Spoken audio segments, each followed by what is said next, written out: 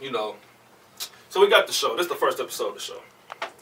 And me and Monday, that's on the camera right now, we was thinking to ourselves, like, okay, who can we get as our first guest? Who can we get? You know, I'm thinking back at home. My last show was a sports show. I'm thinking like, man, Monday, who can we talk for like a whole hour. Who can we get on the show? Because people always told me, man, you should start doing, you know, more than just sports. You get music, entertainment, do whatever. Be all around. You're not signed to nobody. I mean, you independent. It's a podcast. I'm like, all right. I'm thinking about people from the Rockets. PR, I don't know nobody in PR. Texans, they out of town for training camp. TSU, that's cool. They're not going to give me that pop I need.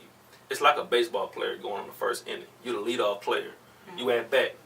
They want you to get that home run the first pitch. Right. I said, you know what? Let me try to get J Mulan on the show. Because, first of all, I had a girl that followed me that works for you. Okay. And who? Raven Dior. Okay. Shout out to Raven Dior, by the way. And she, you know, I hit her. I said, you know what? A part of me was like, man, get J Mulan. But then another part was like, man, she traveled too much. She was just at BET in LA, traveling. She doing a lot of things. So I said, I'm gonna just give it a shot. My name's behind this show, so let me just see if I can get that home run. I hit up that, Monday or Tuesday? And then Thursday she came and be like, bam, we got action. I said, all right, let's roll. I said, hit your sister. You just ran up on me. That's all you got to do is just run up on me. Exactly. And I'm looking at Instagram, because I've been seeing on Instagram for a few times. I'm like, okay, hold on. Who am I? You know, I ain't nobody. Who can I just run up on somebody and just get them? So I said, you know what? Is this a real account? Is this a real account? Are you sure this is DMing the right person here? You know, so I'm thinking, okay, hold on. Let me, so I hit the assistant up. So I said, you know what?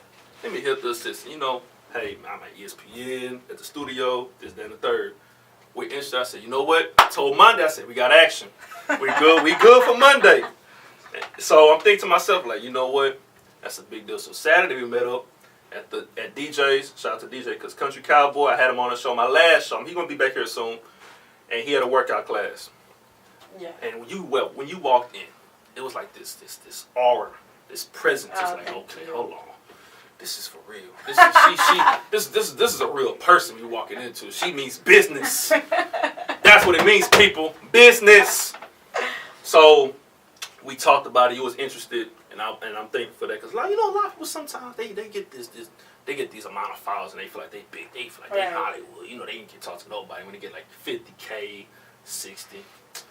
So, without further ado, Culture Queen, top 10 most influential person in the city of Houston. Oh, thank you. Miss J Mulan is in the building. Give her hand claps on that one. Give her hand claps. So, J Mulan, how you doing? Because Saturday, you know, I was there. I'm glad you invited me to the casting call. So, how you felt about the whole casting call thing? The casting call, I think it was very successful, but you know, that's probably like my 6th casting call.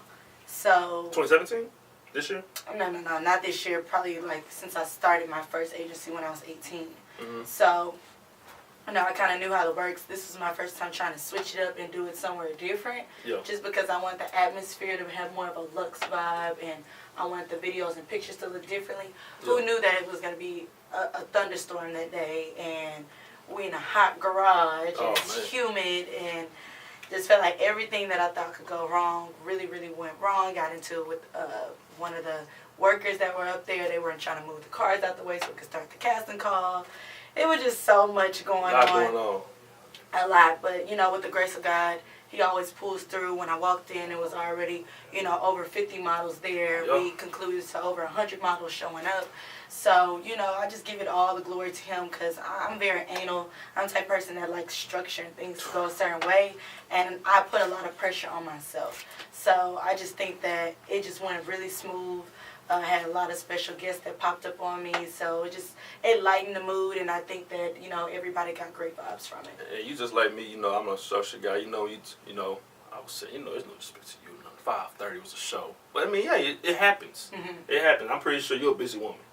I'm a Leo. You know, we Leos, we straightforward. You know, we want things as planned, but you know, things happen. It rained. People still showed up. 100 models, and you know, and it came out to be a good event. Because I was always interested in seeing how the casting call went, because I always seen it on social media. Mm-hmm. And I was like, hey, this might be somewhat, this might be interesting. You get a lot of miles because for you to be 22 and the amount of people that's coming in and try to work under you at that age is like, that's a big deal. Like I told DJ this, I said, man, what you're doing on social media, you have the people in the palm of your hands. And you got that control and that power. When you talk, everybody listens. And that's what's going on right now with you and the way you're moving. So I want to get to know, I want to ask this. Okay. Your upbringing, your background. Who is J Mulan? My upbringing, well, of course I'm from Houston. I think the reason why I'm so social with so many different people is every year I move to a different school. So I just had those parents where pick up, it's time to move. So, I really adjusted and know how to, build relationships with different people, different ethnicities. Just learning how to walk into a room and, make friends with people and converse with people. And I think that's what really gave me that push, that drive, just because it was easy. It comes off natural. Yeah. So just to connect with people, and that's why I call myself, a culture queen. Really, I don't call myself that. Kenny Burns gave me that nickname. Shout out to Kenny Burns. He's doing a lot of things promotion. He's doing a lot of things.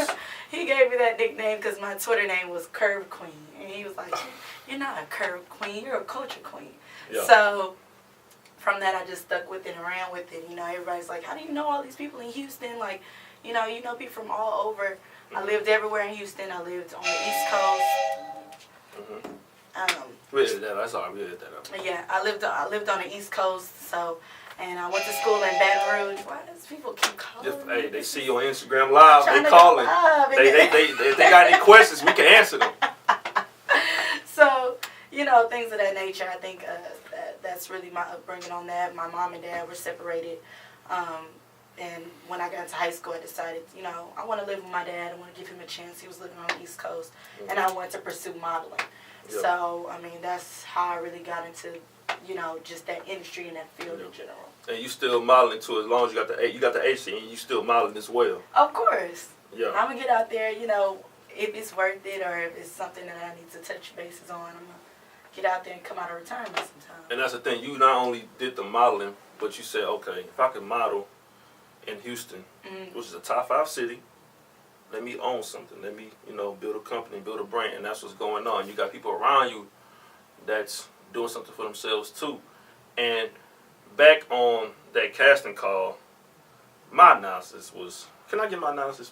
This is your thing. Yeah, First of all, the show, the thing was great. It was a great atmosphere. Everything was great. But I'm gonna be 100. This is the real deal. I'm gonna be real. Some of them girls wasn't you know to yourself, J Mulan. Some of them girls wasn't no model. Look, I'm gonna say this. Just because you got a Nikon or a Canon at your house, and you have an iPhone 7, you ain't no damn model. I'm gonna just be 100 with you. You ain't no model. They could be watching this. I don't care. You ain't no model. Just because you got 100 likes, a few DMs, a few comments, doesn't make you a model. 'Cause I'm tired of seeing some of these girls. Some, not all, some of them putting booking at so-and-so at Gmail, Yahoo. Not no model. It's a sport. It's serious. And the guy that was on the mic, the first guy, I know it was you, blame it on Quay. He had a third judge. I don't think he was there. Where? What do you mean? You had, because you said you had guest judges showing. Joshua, he didn't. Yeah, he didn't show up. So you had the guy on the mic. He was keeping it real. Yeah. He was saying, look, tuck your shirt in, put the hair behind the shoulder, give the walk. Beauty. I'm not no model judge, but it's like, you gotta take this serious because a person like you take it serious. Yeah. So that's just my analysis on the whole thing. Well, and see, that's the difference with our agency. I'm the type of person, if you have a dream, who am I to tell you that, you can't follow your dream? Yeah. It doesn't matter. Some girls come in there, to the eye, you might be like, she's not a model, but who am I? With hard work and dedication, and with this generation, things are changing. The conventional beauty is not the same anymore. So the whole industry is changing. It's about social media. Even with major modeling agencies, they want to make sure you have a certain amount of followers first, or they want to make sure that what is your brand. So nowadays, I'm the type of person that if this is what you want to do and you put your effort and time into it, you got it. That's on you. You know what I mean? So I don't see color. all I see is hard work and dedication, because I know a lot of people say, hey, I don't think she could have a modeling agency, or I don't think she's going to be successful. And look at me, you know what I mean? Yeah. So. And it takes hard work. I say, like, I used to always be the one that said, like, cheerleading wasn't even a sport. But I grew up and realized, like, man, you got to be in condition. Like, the dudes, you know what I'm saying? They came in, some of the dudes came in fit. I'm like, I talked to Monday. We were sitting by the Bentley. You know, the Bentley on the black on black one. We sitting back there. We like, yo, Monday, this dude right here, he walking to that desk like he finna kill somebody. Like, you soul brother, man. You know what I'm saying? So I'm looking like, some of these dudes killed it. Some of the dudes killed it. But overall, it was a good thing, good event. But I'm gonna ask you this: do I fit? You know, the whole model look. You know, can I be a model? So I'm like around 200 pounds. What I gotta do to be a model? If I want to be, that's my answer. Hard work and dedication. If you feel that is your dream, young man, then who am I to judge that? You know what I mean? Just want to know that. Probably future reference. I might walk up if I get invited to another casting call, I might walk up and do what Dan the Man did, and I'm coming just out of nowhere and just show what I got. But nah, seriously though, everything was a good event. Everything was great. And so with you doing everything that you're doing right now, and the amount of followers you get at your age, how did you feel being one of the top 10 most influential people in the city of Houston? It was definitely a little overwhelming. Like, it was a great feeling. And of course, like I said, I'm hard on myself, so I feel like I'm not done yet, or it's always more for me to do. But it really showed that hard work does pay off. I mean, like I said, I've been doing this since I was 18 years old. And everything I do, even when I'm traveling, it's always for me to open doors back into Houston Houston is not a top city for modeling. You know what I mean? I'm just trying to create an industry. Just because we are such a large city, it makes no sense why we don't have a field in Houston, Texas. So if we don't have one, I'm gonna make one. Yeah, and that's what you gotta do. And I feel like me, example, going to TSU. A lot of people that go to TSU and you could attest to this Monday. A lot of people want to be pharmacy majors, law, business. But in our field, communications, you don't have a lot of sports journalists. So I feel like I had to create some type of movement. And for me to be thankful to have the sports network streaming on YouTube for TSU. It's a big deal. So I feel where you're coming from. I feel like as a top 5 city, and it's a segue to what I'm going to ask you next about the culture of Houston, is that it's not what I think it's supposed to be. Like music, for example. Houston music, I feel like, should be bigger than what it is now, because I seen the run that we had in 2006 when everybody out of nowhere had a tsunami of albums. Paul Wall, Mike Jones, Bun B, come in there, Slim Thug. All just come out of nowhere. Then we had the Mo City Don song, Freestyle, with Zero. We had Get Throw from Bun B and Pimp C. Then all of a sudden it just stopped. So how do you feel is the culture right now in 2017 with just everything as an overall, especially music? I think we try, but I think Houston just gets stuck. I think Houston is the type of place where you can be a local celebrity and people are just fine being that. You know what I mean? They don't want to go above and beyond.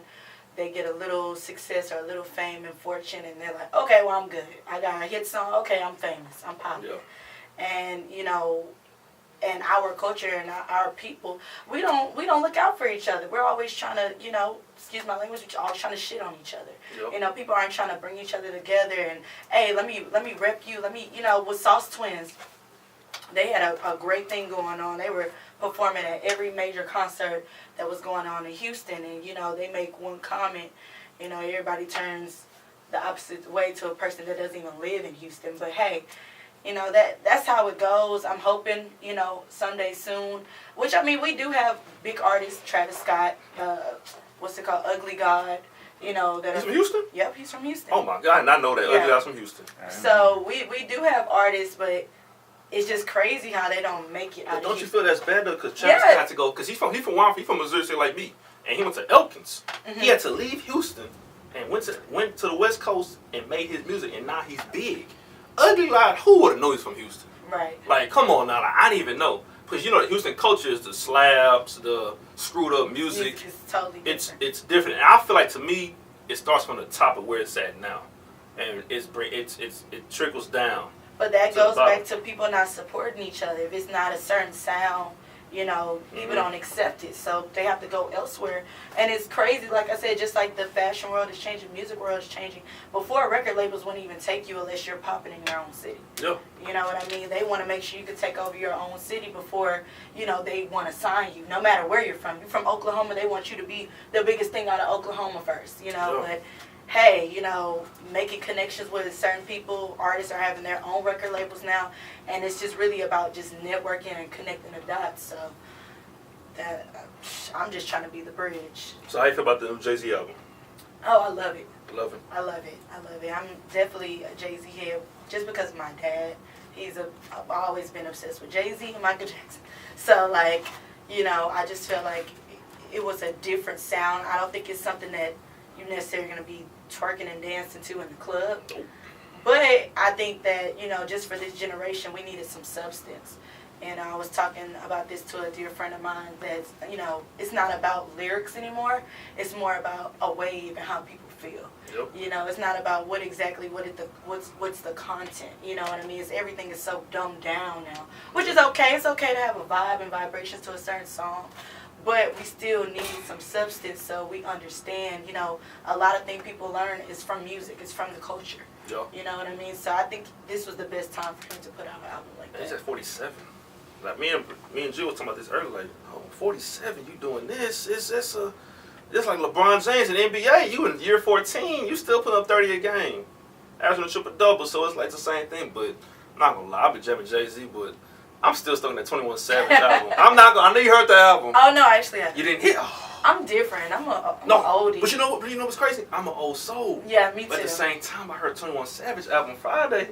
I'm like, this is not the same 21 that we heard from this. I haven't heard it yet. So now that you said that, it's making me want to go back to my I am so serious. I'm an old person. Yeah, my favorite 90s, rappers is 80s. Yeah. That's the type of person I am. See, my favorite rappers is Kendrick, Cole. I love guys like that. My favorite neo-soul artist right now is Jameson. I don't know if you heard about him. Jameson, cool guy. You should look him up. And he's cool. He's good. And yeah, and I'm looking at 21. I'm like, dang. See, this the Amber Rose 21 Savage. This isn't the Slaughter Gang. This is the Amber Rose got him taking vitamin C's and stuff. 21 Savage. That's him, and he's doing his thing. He doing some slow music or is all? He got a couple of slow. It's balanced. It's very balanced. You still got the 21, but you got like the Amber Rose 21. Okay. So women's vibing to it. But now I want to ask this though. You got into modeling at what age? I got into modeling when my first photo shoot. I was 16. 16. Who did you have to look into anybody to get into this? Who influenced you to do the things that you're doing right now? I don't want to sound cliche, but Tyra Banks. I grew up watching America's Next Top Model, and I mean, just ever since I was younger, I just wanted to be somewhat of an entertainer.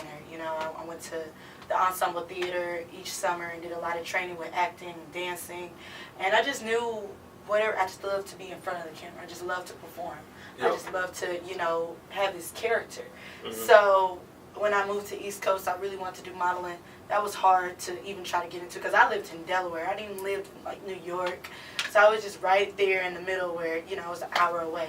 Yeah. But I think Tyra Banks was the one because she was a boss, and I just liked what the dynamic she was taking to the fashion industry. And as I seen these young girls try out, and be in different cycles, I'm like, man, when I turn 18, this is what I want to do. I want to be a part of it. But once I moved back to Houston, I realized that, I love to model. I was doing fast show after fast show, shoot after shoot, and I would get so many young girls and, people around my age like hitting me, hey, how'd you get into it? Or, hey, I want to be in a show, or, hey, I want to do this.